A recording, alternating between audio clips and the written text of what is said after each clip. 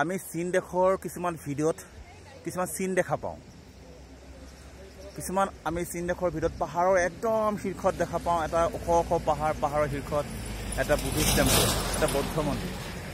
তেনেকুৱা দৃশ্য মোৰ পিছফালে আছে মই বেক কেমেৰাত দেখাই দিছোঁ চাওক আপোনালোকে ভিডিঅ'টো এবাৰ মন কৰি চাওক এটা বহুত ওখ পাহাৰ হয়তো মোবাইলত মই সিমানখিনি ৰেকৰ্ড কৰিব পৰা নাই বা আপোনাক ধৰিব পৰা নাই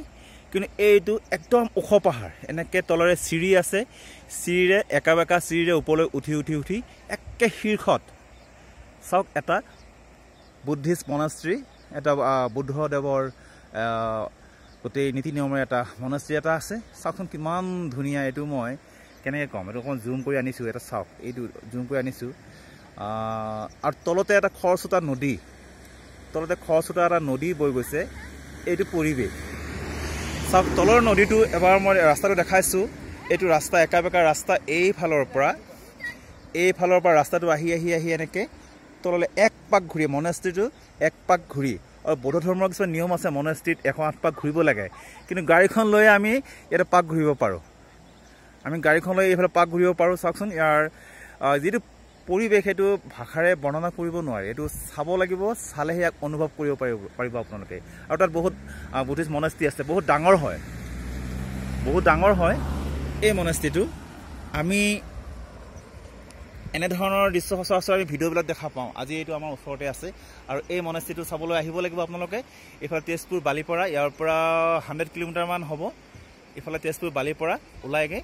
আৰু এইফালে যায় ডিৰাং বনবিলা এইফালে যায় আৰু ইয়াৰ পাৰতে আছে এইটো এটা দৃশ্য চাওকচোন কিমানে ধুনীয়া এয়া কোনো দূৰৰ নহয় এয়া তেজপুৰৰ পৰা মাত্ৰ 100 কিলোমিটাৰ আহিলে এই দৃশ্য পাব আপোনালোকে মাত্ৰ 100 কিলোমিটাৰ আহক পৰিয়ালৰ সৈতে আহক লগ বন্ধুৰ সৈতে আহক এই দৃশ্য উপভোগ কৰক এই প্ৰকৃতি কাৰ বাবে আমাৰ বাবে এই প্ৰকৃতি সকলোৰে বাবে সকলোৱে আহক আৰু এই সময় সদায় ৰৈ নাথাকে সময় পালে আপোনালোকে এদিন আহক লগ বন্ধুৰ সৈতে আহক এই পৰিৱেশ উপভোগ কৰক চাওক ইফালে বিভিন্ন ঠাইৰ পৰা এনেকৈ লোকসকল আহি ইয়াতে এই পৰিৱেশ অনুভৱ কৰিছে এই পৰিৱেশৰ মনোৰঞ্জন তেওঁলোকে লৈছে চাওকচোন সুউচ্চ পাহাৰ এইটো হ'ল ইয়াৰ দৃশ্য ধন্যবাদ চাই থাকিব জয় অসম জয় হিন্দ